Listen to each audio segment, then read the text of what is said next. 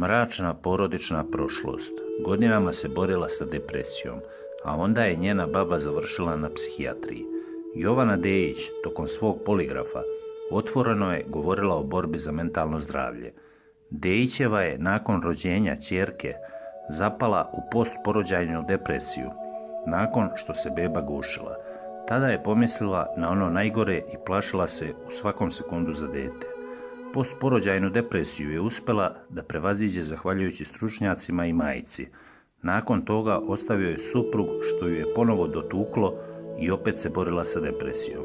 Ipak Jovana je otkrila da je depresija genetska bolest u njenoj porodici i da je majka njenog oca patila od depresije i u dubokoj starosti završila u psihijatrijskoj ustanovi u Kovinu.